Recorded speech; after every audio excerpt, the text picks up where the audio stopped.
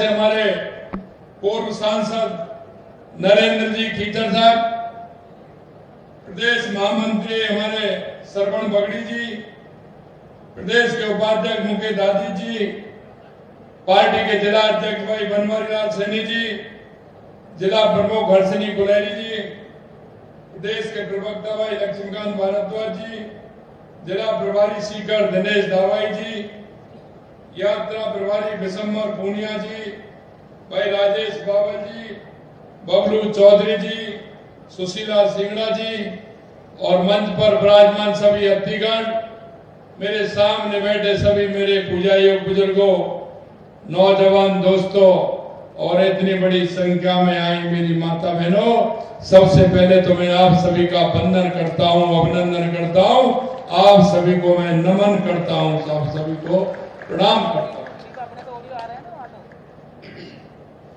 आज मैं आपके बीच में सिर्फ इसलिए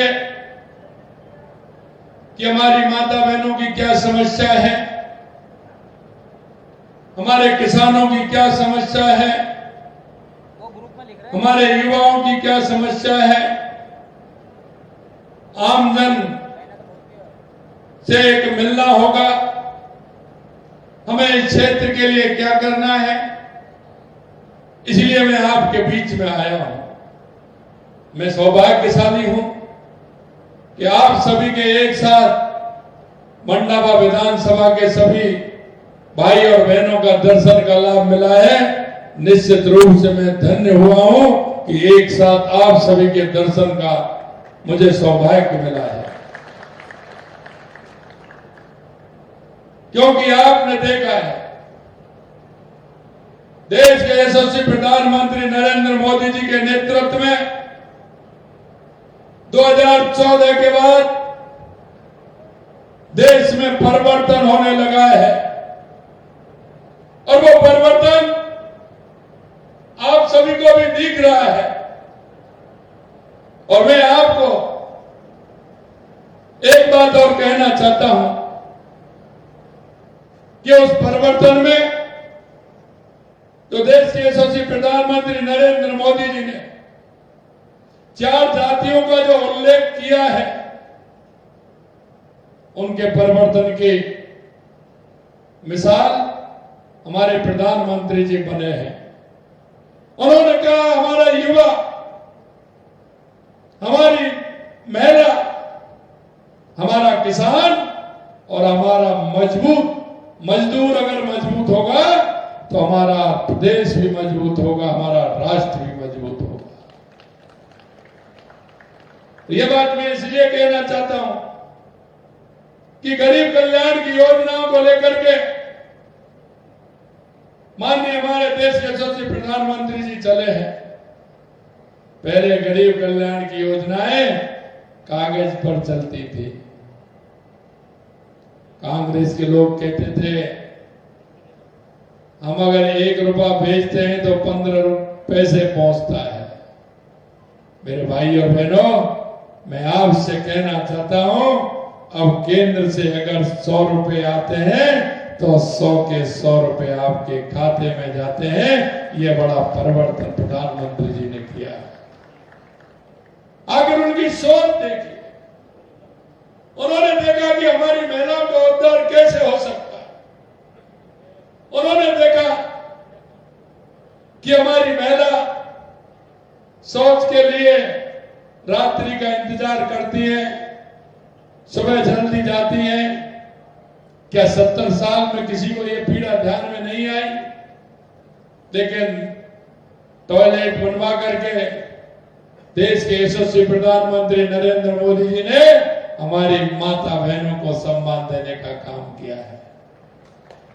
यही नहीं, आप देखेंगे तो सोचेंगे, और आज की युवा पीढ़ी को तो अंदाज नहीं होगा, हमारी जो युवा बहनें उनको भी नहीं होगा, लेकिन मेरे सामने कुछ मेरे बुजुर्ग बैठे हैं, उनको पता है जब बारिश आती थी तो हमारी माता बहनें सबसे पहले इंतजाम ईंधन का करती थी कि खाना किससे बनेगा, उस ईंधन को किस तरह से रखती थी लेकिन फिर भी वो सील जाता था, फूंक देनी पड़ती थी, लगातार फूंक देते थे, जब जाकर के खाना बनता था।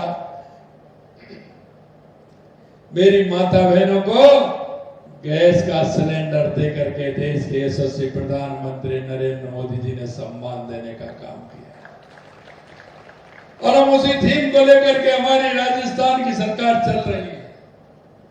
हमने कहा कि हर घर नल से जल। आपने देखा होगा ये हमारी योजना प्रारंभ हुई, लेकिन कांग्रेस के लोगों ने इसमें कितना बड़ा भ्रष्टाचार किया, और भ्रष्टाचार करते हुए नल से घर पानी पहुंचाने का काम उन्होंने नहीं किया। यह माता बहनों को सम्मान देने का काम, हमारा काम स्टार्ट हुआ है।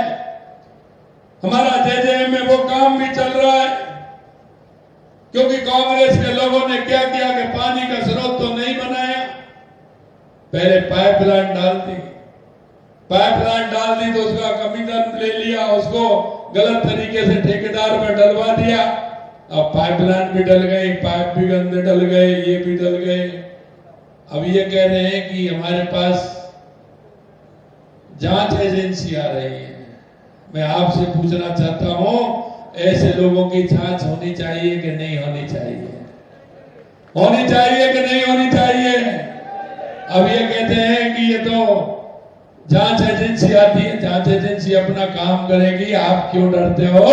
सच्चे हो तो खड़े हो जाइए, मन क्यों मारते हो? अंतरात्मा से पूछिए कि जनता के पैसे का आपने कैसे दुरुपयोग किया है। मेरे भाई और बहनों, मैं आपसे कहना चाहता हूं, क्योंकि मैं भी सुनता आया था शेखावाटी के लिए यमुना का पानी आना चाहिए, चाहे वो प्रदेश की सरकार कांग्रेस की हो या केंद्र में कांग्रेस की सरकार या हरियाणा में कांग्रेस की सरकार कितनी बार रही है। मैंने सुना है आपके झुंझुनू में तो कांग्रेस के बड़े नेता जैसे ही चुनाव आते थे तो सफेदी डलवा देते थे कि यहां होकर के आएगी यमुना का पानी, यहां होकर के आएगा। शिलालेख भी लिखवा देते थे। चुनाव आते जब उनको यमुना का पानी नजर आता था, वैसे उनको कुछ नहीं दिखता था। ऐसे कई नेता हैं, प्रदेश में भी रहे, वो मंत्री रहे, केंद्र में भी मंत्री रहे, लेकिन कभी उन्होंने शेखावाटी के लिए काम किया क्या? मैं आपसे मेरे भाइयों में कहना चाहता हूं, हमारी सरकार आते ही हमने देखा कि राजस्थान में क्या आवश्यकता है। सबसे बड़ी आवश्यकता किस बात की है? मैं आपसे पूछना चाहता हूं, राजस्थान को सबसे पहले क्या चाहिए, ये आप ही बता दो मेरे को। क्या चाहिए राजस्थान को? क्या चाहिए? पानी चाहिए। मेरे भाई और बहनों, मैं इसलिए कहना चाहता हूं कि शेखावाटी को तो जरूरत है, लेकिन पूरे राजस्थान को जरूरत है। और हमने आते ही हमारा पूरा नक्शा बनाया, पूरा कार्यक्रम बनाया। हमने कहा राजस्थान के हर जिले को पानी कैसे मिले। हमने ईआरसीबी के माध्यम से, रामजल सेतु के माध्यम से 17 जिलों को पानी देने का, वहां की 4 लाख हेक्टेयर भूमि में कृषि भूमि होगी, 3 करोड़ लोगों को पीने का पानी मिलेगा। इसके लिए हमने ईआरसीबी की योजना लेकर के आए। दूसरी हमारी योजना थी यमुना के पानी की। अगर हरियाणा से यमुना का पानी आएगा तो मेरा शेखावाटी का क्षेत्र खुशहाल होगा, मेरा किसान खुशहाल होगा। क्यों? ये धरती है शेखावाटी की, मुझे पता है कितनी सम्मानीय धरती है। यहाँ का किसान मेहनत करता है, और किसान का बेटा वो जवान सीमा पर देश की रक्षा करता है। ऐसी धरती को मैं प्रणाम करता हूं, नमन करता हूं। मेरा सीना गौरव से फूल जाता है जब मैं जाता हूं, कहीं भी सीमा पर जाता हूं, किसी प्रदेश में जाता हूं, और मैं पूछता हूं कि आप कहां के रहने वाले हो। सैनिकों से मुलाकात होती है, वो कहते हैं कि मैं सीकर का हूं, मैं झुंझुनू का हूं, मैं चूरू का हूं। मेरे को लगता है कि मेरा भाई मेरे को इतनी दूर यहाँ भी मिल गया और मेरे राजस्थान का स्वाभिमान वो बढ़ाने का काम कर रहा है। हमने तो यहाँ यमुना के पानी की योजना बनाई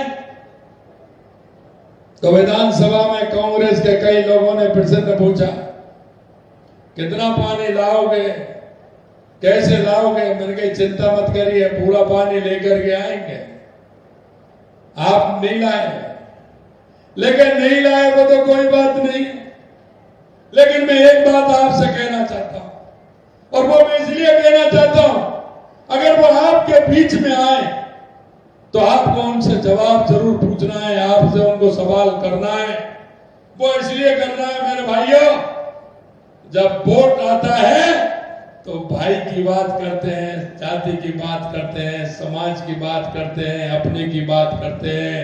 अरे मैं कहता हूं, भाई तो वो होता है जो समय पर काम आता है, भाई वो नहीं होता जो समय पर अपनी चाहत के हिसाब से जाता है। हम यमुना पानी का हमने देश के यशस्वी प्रधानमंत्री नरेंद्र मोदी जी के नेतृत्व में जब हमने बात रखी तो उन्होंने पूर्व मुख्यमंत्री हरियाणा मनोहर खट्टर जी को कहा कि आप राजस्थान को पानी दीजिए, राजस्थान का मुख्यमंत्री आएगा, आप बात करिए और हमारे शेखावाटी के लिए पानी की आवश्यकता है, उसका एमओयू करके राजस्थान को पानी दीजिए। मेरे भाइयों, तुरंत उसका एमओयू हुआ। हमने वो बात विधानसभा में भी रखी, लेकिन मैं उनसे कहना चाहता हूं, आपके शेखावाटी के ही हैं, बड़े नेता हैं, कई नेता हैं बड़े, वो यहां भी रहे, कई बार वहां भी रहे, लेकिन ताजुब की बात यह है, जब हरियाणा के चुनाव आए थे तो हरियाणा की कांग्रेस पार्टी ने अपने घोषणा पत्र में लिखा कि जो समझौता भाजपा सरकार ने किया है, अगर हमारी कांग्रेस की सरकार आई तो हम यमुना के समझौते को रद्द कर देंगे। ये उन्होंने घोषणा पत्र में लिखा, घोषणा पत्र में लिखा। लेकिन जो यहां से उस चुनाव में शेखावाटी के लोग भी गए थे, क्योंकि सीकर झुंझुनू नजदीक पड़ता है, उन्होंने जाकर के इस बात का समर्थन किया। मैं कहना चाहता हूं, अगर वो पानी लेना चाहते थे, उनके मन में अगर शेखावाटी के प्रति लगाव था तो उनको कहना चाहिए था कि नहीं चाहिए था। लेकिन मैं कहना चाहता हूं, आप लोग बहुत ही सौभाग्यशाली हो, क्योंकि मैं देखता आ रहा हूं गौशालाएं पड़ रही हैं, मंदिर है, आप सांस्कृतिक विचार से जुड़े हुए लोग हैं, आपका मन साफ है, आपकी आत्मा साफ है। मुझे लगा और मैंने हरियाणा के चुनाव में कहा था, और मैंने ऐसे नहीं कहा, वो मैंने मेरे सब भाई बहनों के भाव और भावना के आधार पर कहा। जब मैं हरियाणा के चुनाव में गया, मैंने कहा कांग्रेस ये दिमाग से निकाल दे कि वो यमुना का पानी का हमारा समझौता रद्द करेंगे। रद्द तो जब करेगी जब वो आएगी, जब आएगी नहीं तो क्या करेगी?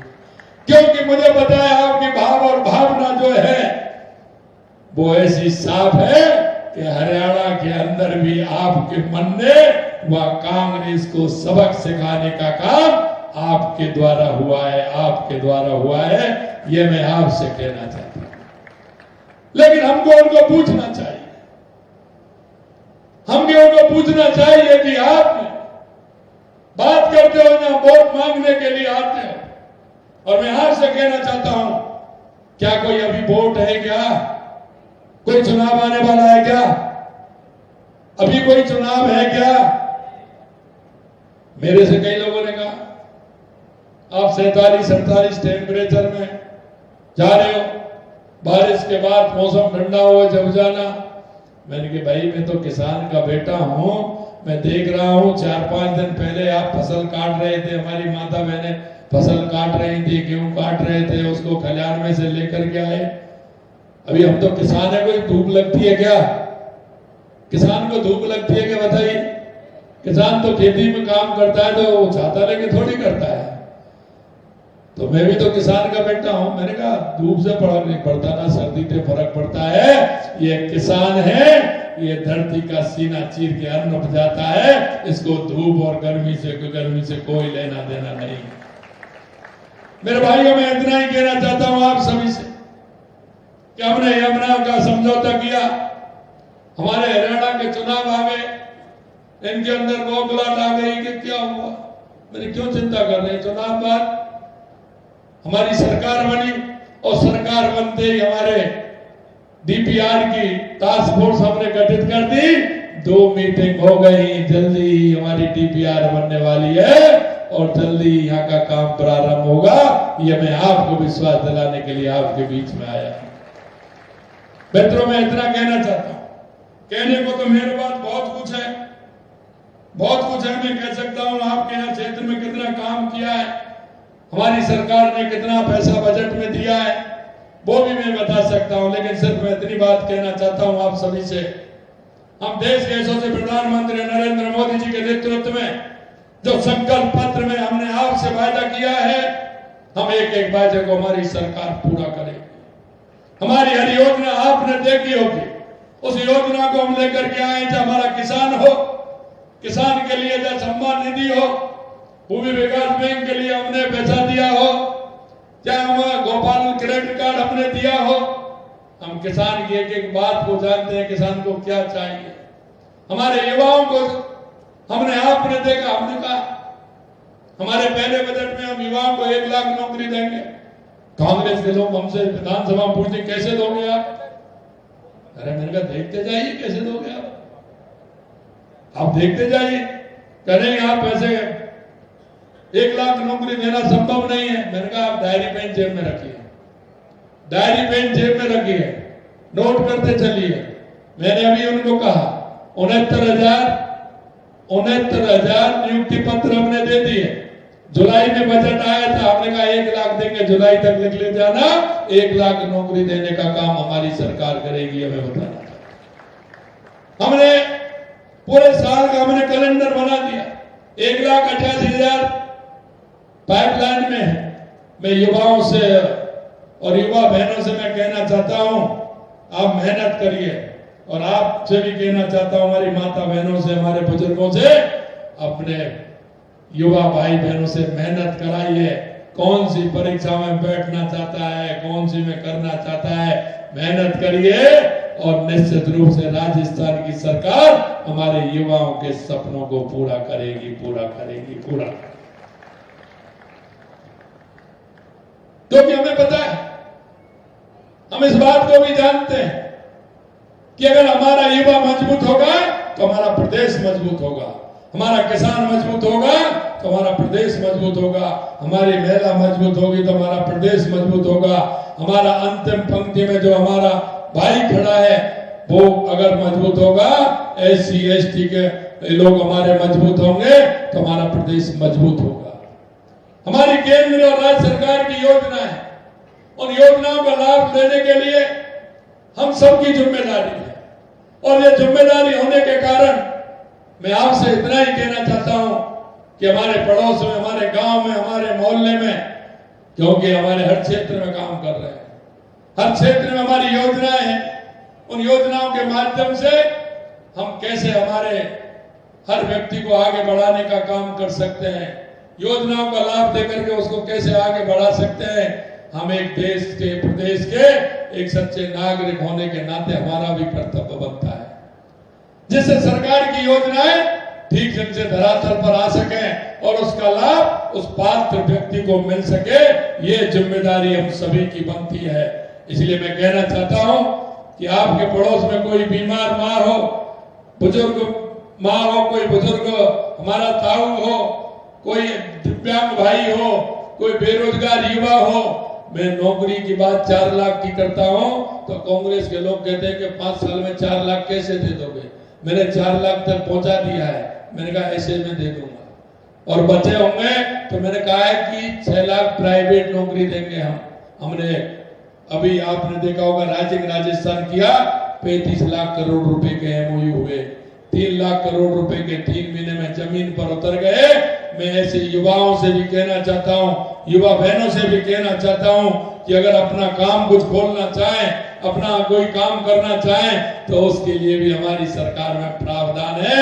आप आइए, हमारे प्रदेश को मजबूती करने में अपना पूरा सहयोग देते हुए हमारे राजस्थान को मजबूत करें। यही मैं आप सभी से कहना चाहता हूं। आपके बीच में मैं आपकी बात सुनने के लिए आया हूं। कुछ बातें मेरी ऐसी हैं जो आपसे बैठ करके भी करूंगा, लेकिन कुछ बुला करके भी करूंगा, कुछ ग्रुप में भी करूंगा। लेकिन मैं इतना कहना चाहता हूं, ये विश्वास करिए, ये सरकार आम जन की है, आम जन की सरकार है, आम व्यक्ति की सरकार है। हम उस संकल्प के साथ आपके बीच में आए हैं कि हमारा जन जन की सेवा हम कैसे कर सके। उन लोगों की तरह नहीं जिन्होंने सपने तो दिखाए, हमेशा झूठ और लूट की राजनीति की, जाति धर्म की राजनीति की। मैं इतना ही कहना चाहता हूं, आप सभी को विश्वास दिलाता हूं कि आने वाले समय में हमारा ये झुंझुनू, सीकर और चूरू ये हमारे ऐसे होंगे जिले, क्योंकि ये कहते हैं हम आलू से सोना बना देंगे। भाई वो तो मैं नहीं करता, वो मशीन तो मेरे पास नहीं है, लेकिन मुझे विश्वास है कि मेरे शेखावाटी के किसान को और उसकी जमीन को पानी मिलेगा, वो जरूर जमीन में सोना उगाने का काम करेगा। इतना ही मैं कहना चाहता हूं। आप सभी के पुण्य में बहुत बहुत धन्यवाद देना चाहता हूं। आप सभी के दर्शन का लाभ मुझे मिला। आप सभी को बहुत बहुत धन्यवाद। जय हिंद, जय भारत, जय राजस्थान।